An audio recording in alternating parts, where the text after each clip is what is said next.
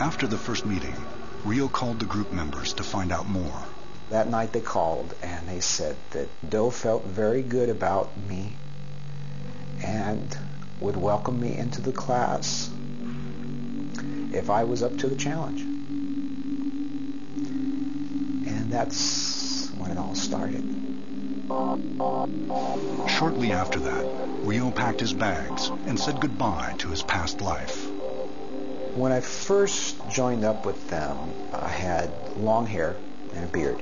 So one of the women there gave me a short haircut, and I shaved my beard, and they also had me bathe with a disinfectant type of soap. So now I'm decontaminated, and we would have a normal curriculum of learning the ways of this class.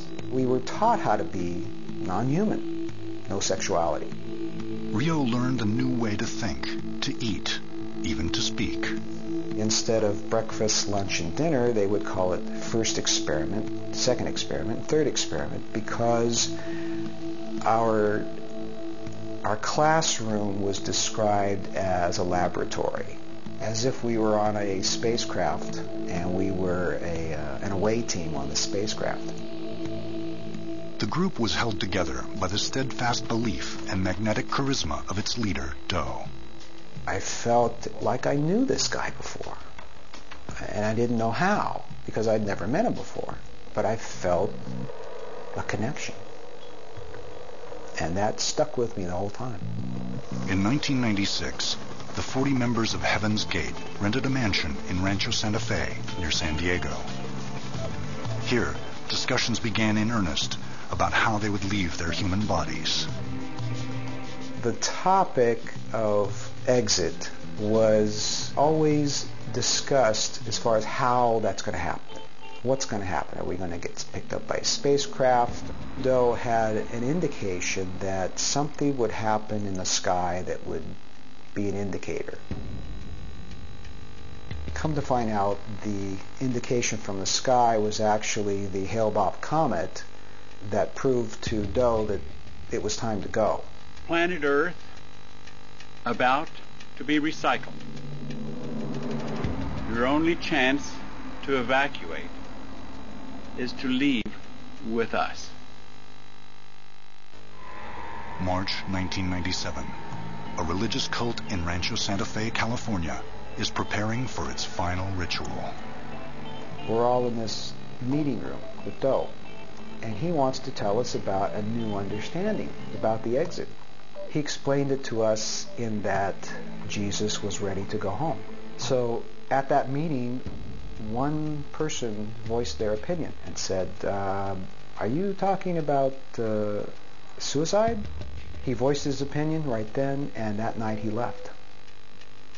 Everyone else had no problem with this. In the sky, Comet Hale-Bopp loomed ever larger. It was just days away from its closest approach to Earth. The group members decided to film their exit videos. We're all choosing of our own free will to go to the next level. I think everyone in this class wanted something more than the human world had to offer. We're going on to something greater and better, and that we hope that someday you will understand this and you might join us. But Rio D'Angelo had doubts. He told Doe that he had decided not to exit with them. He gave me a hug, and this wasn't something that he would normally do. We didn't touch each other. So because he hugged me, that meant everybody else could hug me. So they all got into a line to say goodbye. Many of them would say that they could see how much I've grown, and that they would be with me even though they were gone. On March 23rd, 1997, Doe and 38 members of Heaven's Gate mixed a lethal dose of phenobarbital with applesauce and vodka.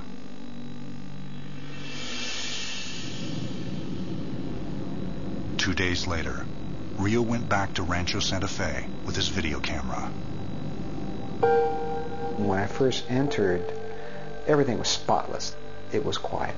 And then I went into the next room, into the living room, and then I started to see the bodies on mattresses on the floor and in their bunks. These were my friends. And it was just silent. There wasn't any fear in there that I felt.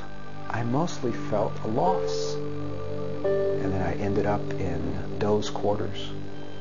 And I went in, and Doe's body was on the bed. These people weren't in fear. These people died in comfort, no pain, relaxed, and purposeful. They knew what they were doing, and they wanted to do this. And I feel that they are in a better place now. Rio reestablished his life and today lives in Los Angeles as a graphic designer. But part of him is still with Heaven's Gate. They have risen above every human thing that this life has, and they have achieved their spiritual goal. And I respect them highly for that.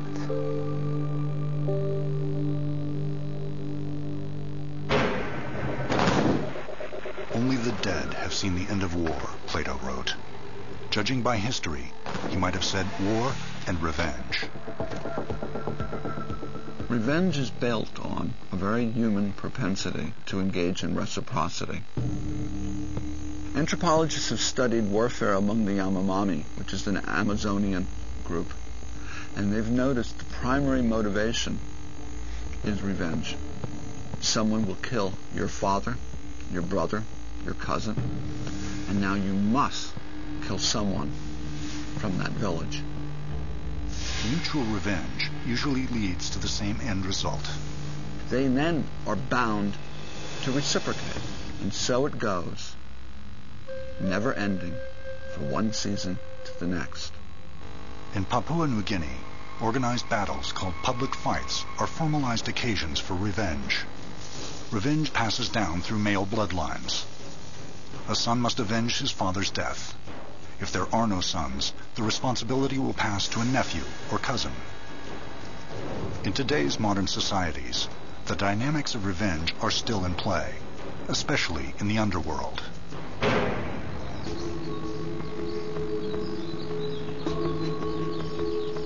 Cleveland in the 1970s was the site of one of the most notorious revenge killing sprees in the modern West.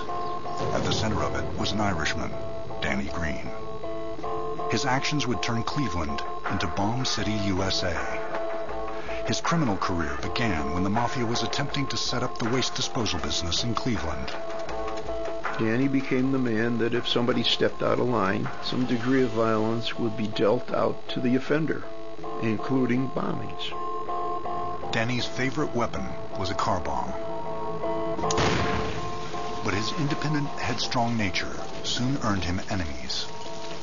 Ed Kovacic was chief of police during this era. He had many run-ins with Danny Green, and they eventually came to respect one another. I knew police officers that grew up with Danny, and Danny knew thugs that grew up with me. I imagine there was a lot of inner conflict in him because of the decent things that I saw him do. He was a nice guy with a very violent temper. He didn't want to go down this road, but he had to go down this road. And he was taking his son, young Danny, right along with him. Green had two sons, Danny and Michael. He began training the elder boy. By the time Danny Jr. was 10, he was already running errands for his dad. The first time that I realized that he wasn't a regular 9-to-5 dad is when his office was blown up. It's kind of hard to grasp, but at that time all I knew was people were trying to hurt my father and my family, and my father would tell me to do something to protect our family, and it didn't seem that it was really wrong to do what he said. You just didn't really question it. I talked to a woman. She hollered at me. She said, "What are you after Danny for? My washing machine broke. I was washing clothes by hand. He heard about it. He had a washing machine delivered to my house." I couldn't tell you how many times he paid for somebody's tuition to a Catholic grade school or high school, or helped people if they needed braces for their teeth, or if they needed something, a refrigerator or something broke down. Never tell anybody. It's just his way of doing it. Despite being a charismatic leader in the Irish community, his professional activities were cold-blooded. In 1975, Danny tried to part ways with the Mafia after a falling out with his boss, Shondor Burns. My dad was working for Shondor, protecting his territory while Shondor was in jail, and when Shondor got out, Shondor wanted him to continue to work for him. My dad just said, I'm not making enough money, it's ridiculous. Shondor actually put a hit on my father. If somebody tried to kill him, he generally went overboard back. He didn't like that, especially when it was near the family. The two men embarked on a war. I got a call from Danny one day, and he wanted me to meet him out at the Charter House. And he gave me a bomb, parts of a bomb. And then it was a blasting cap, some wires, a timer, a battery. And he says, here, you can have it. And I said, Danny, give me everything here but the explosives. And I said, where are they? And he says, they're going right back to the... Put them on my car. It was Good Friday, and Shondor's leg came down and landed right in amongst these people just leaving the church. Shondor's people planned to get even. The cycle of revenge had only just begun. Cleveland mobster Danny Green had been targeted for assassination by the Italian Mafia. The new head of the Cleveland family, Jack White, a.k.a. James Licavoli, hired several hitmen to take out Danny, but killing him wasn't easy. There was a car that was blown up that he walked out of. There was a fella that tried to shoot him at White City that he ended up killing. There was a fella that tried to shoot him with the rifle and missed. The guy they sent to kill him got killed. The attempt they made on his life, it didn't work. One thing just fed off the other and took him down this road. So the violence and all this was nothing but a personal feud.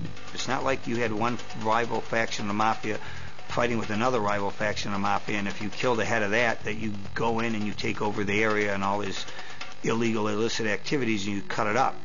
There was nothing to gain from killing my father. It was strictly pride, but that was enough. And these are very vengeful, vicious, prideful individuals. In 1976, Danny Green and his accomplice, John Nardi, were rumored to have killed Licavoli's underboss, Leo Lips Mosseri. Nardi and Lips had a terrible falling out. I believe Nardi spit in Leo's face. And one word led to another, and Lips disappeared. Because he was a made member, this brought people in from all over, and they began to plot on killing Danny and John Nardi. Even Danny and John Nardi didn't really understand the significance. They had killed a made man. They were done. In the summer of 1977, the Italians finally managed to blow up John Nardi. But Green was a more difficult target. He'd slipped out of their hands several times already. The Mafia decided to target his home. They had a 5-gallon can of gasoline with plastic explosives.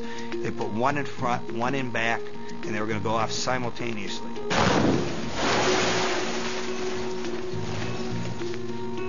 He went straight down to the basement, and he had 5 cracked ribs, but that saved his life. And he crawled out of that. And it was a pile of rubble. After 8 failed attempts, the Mafia approached the now famed Celtic warrior and offered a truce. He told me he was going legitimate. And I said, Danny, don't you realize they're going to kill you? He said, what are you talking about? I said, Danny, did you ever read Julius Caesar? You read all the time. He said, what's that got to do with it? I said, Caesar was stabbed in the back by his best friend. And I said, I'll tell you what, Danny, I'm going to promise you something. I'm going to take care of your boys the way I would my own. My father